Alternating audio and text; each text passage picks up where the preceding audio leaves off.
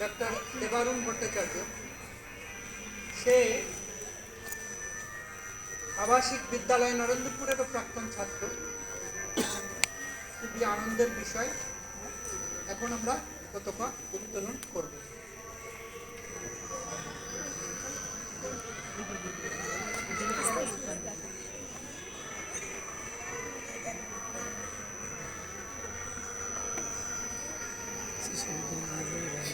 থেকে ওখানে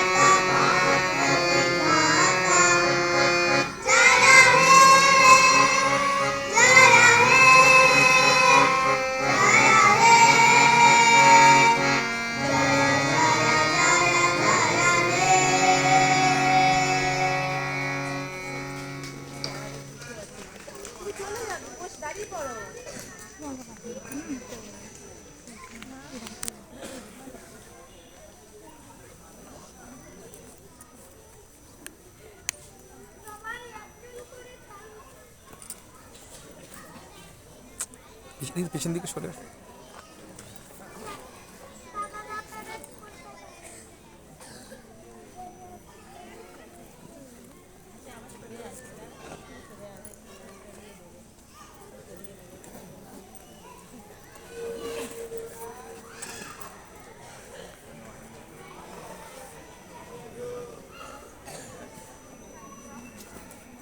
শিশু বিদ্যাপীঠ বিদ্যালয়ের প্রধান শিক্ষক, তাকে আমি নেতাজি জয়ন্তী সম্বন্ধে অল্প দু চার কথা বলার জন্য অনুরোধ করছি।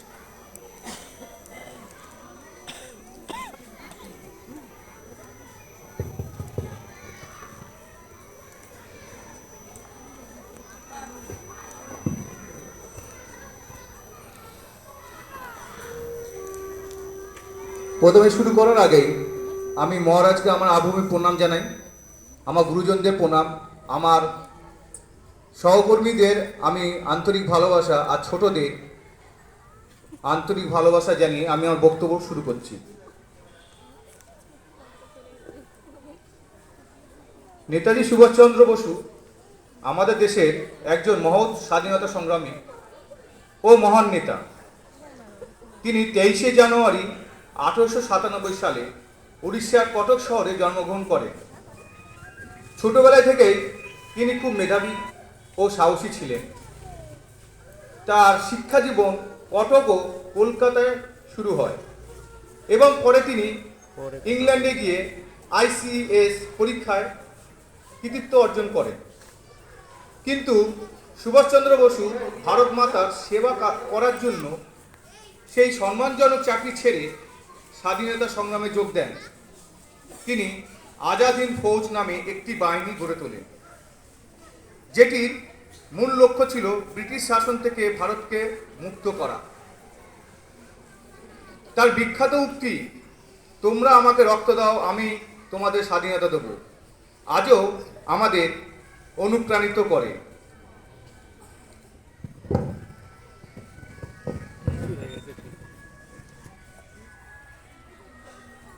নেতাজি শুধু স্বাধীনতার জন্য সংগ্রাম করেনি, তিনি আমাদের একতা ও দেশপ্রেমের শিক্ষা দিয়েছেন। তার আত্মত্যাগ ও সাহস আমাদের প্রেরণা যোগায়।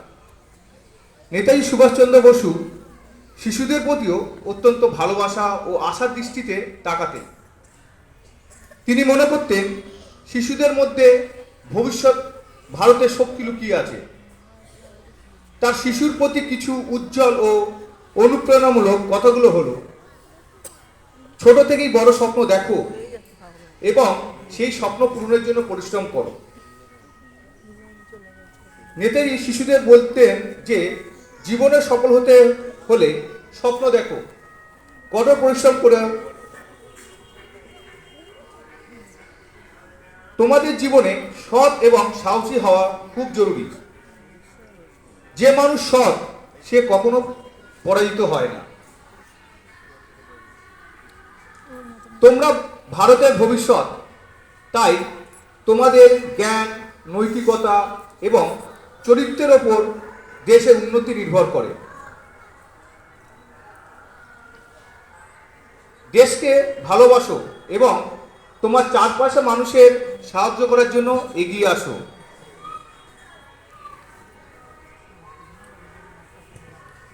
তিনি আরো বলতেন, কখনো ভয় পাবে না, ভয় তোমার পথে সবচেয়ে বড় বাধা।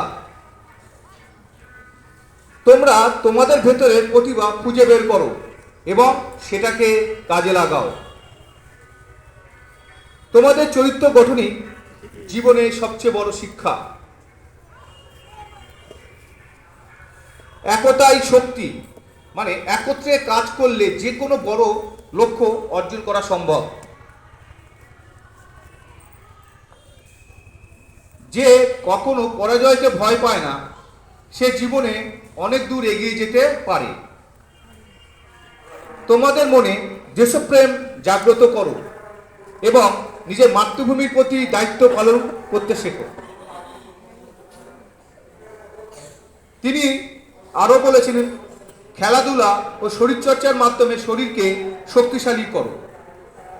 নেতাজি শিশুদের সুস্থ ও সবল শরীরের গুরুত্ব বোঝাতেন, কারণ তিনি বিশ্বাস করতেন শক্তিশালী শরীরের সঙ্গে শক্তিশালী মনও তৈরি হয়। সর্বশেষ আমি বলছি, নেতাজি মনে করতেন শিশুরা যদি সৎ, সাহসী, মেধাবী এবং দায়িত্ববান হয়ে বেড়ে ওঠে তবে তারা দেশের জন্য এক অমূল্য সম্পদে পরিণত হবে। তার জীবন ও শিক্ষা আমাদের আজও অনুপ্রাণিত করে। এই বলে আমি আমার বক্তব্য শেষ করলাম। ধন্যবাদ।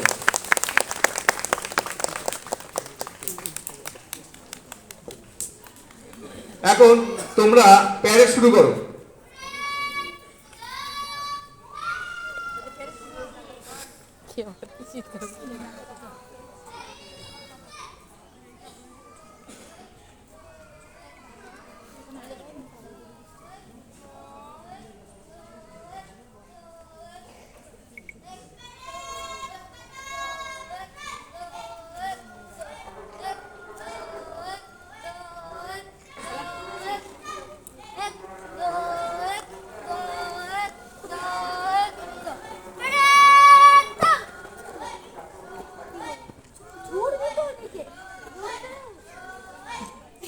বলো বাঁয়ে মুড় দিয়ে স্ট্রেট চলো।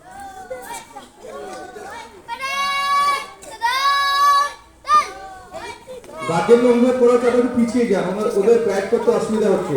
আপনাদের রিকোয়েস্ট করা হচ্ছে পিছিয়ে যান।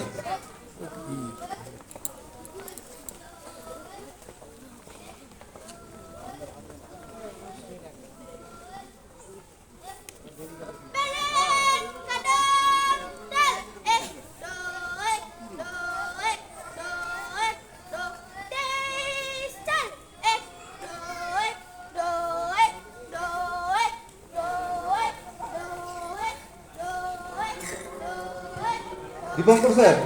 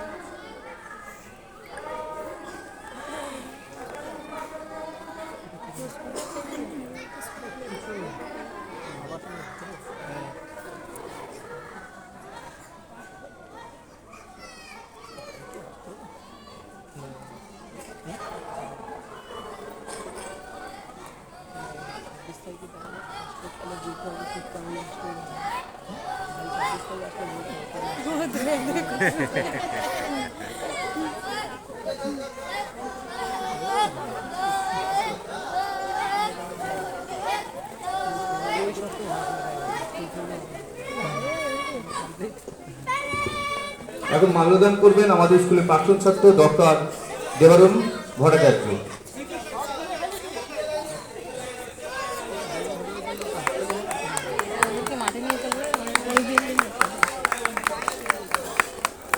আমাদের প্যারেডের সকল ছাত্রছাত্রীদের সবাই একটু হাততালিতে উৎসাহিত করুন, ওরা এত সুন্দর প্যারেড করেছে।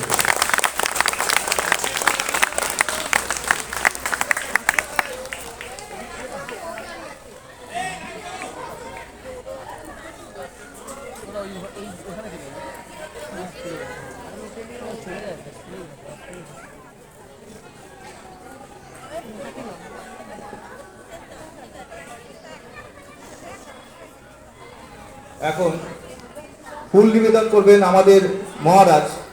8 তারিখে স্কুল।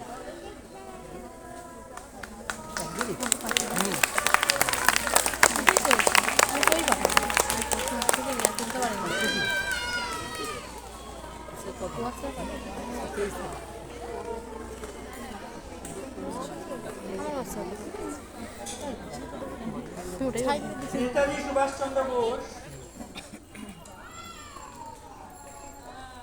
আমাদের ঠাকুরের মানস পুত্র রাজা মহারাজ স্বামী ব্রহ্মানন্দজি মহারাজ কাছে গিয়েছিলেন সন্ন্যাস জীবন গ্রহণ করবেন বলে।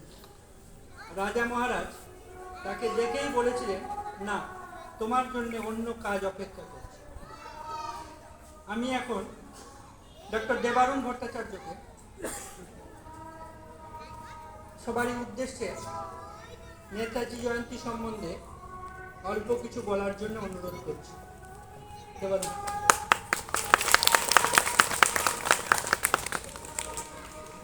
প্রথমেই আমার পূজনীয় মহারাজ, পূজনীয় শিক্ষক শিক্ষিকা এবং যত অভিভাবক আছেন তাদেরকে আমার প্রণাম জানাই এবং ছোটদের আমার আন্তরিক অভিনন্দন, ভালোবাসা, শুভেচ্ছা।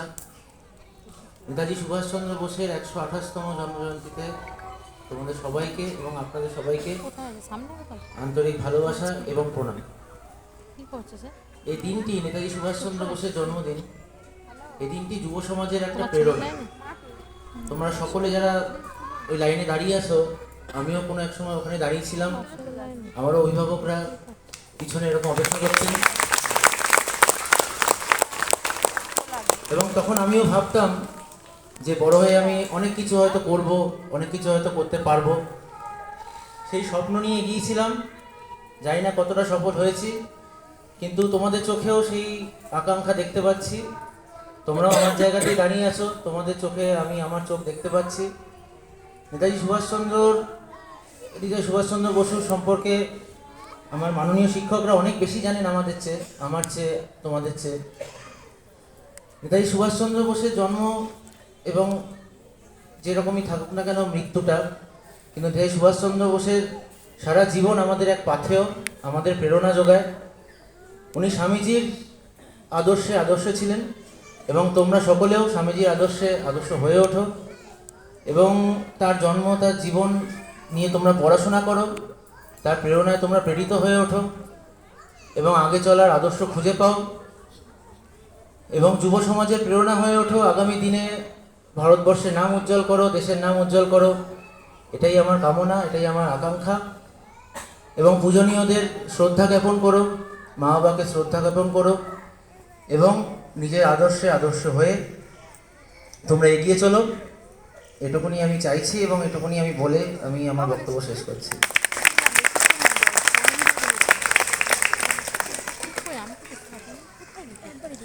অনেক ধন্যবাদ। আমি এখন আমাদের বিদ্যালয়ের সহপ্রধান শিক্ষক অরিজিৎ ভট্টাচার্যকে ধন্যবাদ জ্ঞাপনের জন্য অনুরোধ করছি। অরিজিৎ প্রধান, সরি।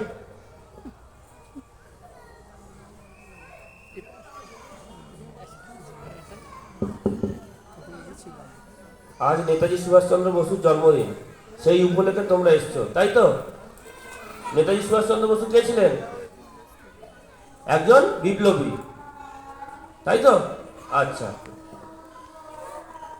এই উপলক্ষে আমাদের বিদ্যালয়ে উপস্থিত আমাদের প্রাক্তন ছাত্র ডক্টর দেবরণ ভট্টাচার্যকে আমার আন্তরিক শুভেচ্ছা, ভালোবাসা এবং আমার এখানে উপস্থিত সকল সহকর্মী যারা তাদের যথাযোগ্য স্থানে প্রণাম, আন্তরিক শুভেচ্ছা, ভালোবাসা।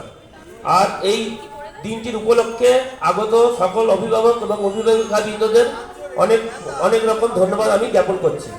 আর বাচ্চারা, তোমাদের আমার ভালোবাসা, এই দিনটির মর্ম তোমরা উপলব্ধি করো। ভবিষ্যতে তোমরা নেতাজির মতো এই মনোভাব নিয়ে এগিয়ে চলো, জীবনের অনেক সাফল্য লাভ পাবে এবং জীবনের নেতাজি সুভাষচন্দ্র বসুর চারিত্রিক বৈশিষ্ট্যগুলি তোমাদের জীবনে যেন পাথেয় হয়ে থাকে। এই বলে আমার ছোট্ট বক্তৃতা শেষ করলাম এবং সবাইকে ধন্যবাদ জ্ঞাপন করলাম। বাচ্চাদের এবারে আস্তে আস্তে করে তোমাদের কিছু দেয়া হবে, দেওয়ার পরে তোমরা অভিভাবিকাদের সাথে কাছে চলে যাবে এবং সকল গার্জেনদের বলা হচ্ছে আপনারা যারা যারা ভিতরে অনুষ্ঠান দেখতে চান তারা এখান থেকে বাচ্চাদের নিয়ে সরাসরি ওখানে ভিতরে চলে যাবে। ধন্যবাদ।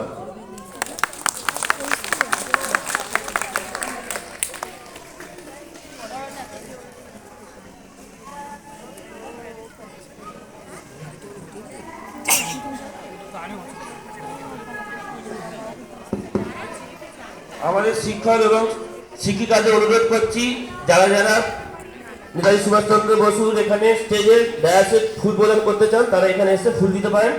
এক এক করে আস্তে আস্তে দিয়ে দিন।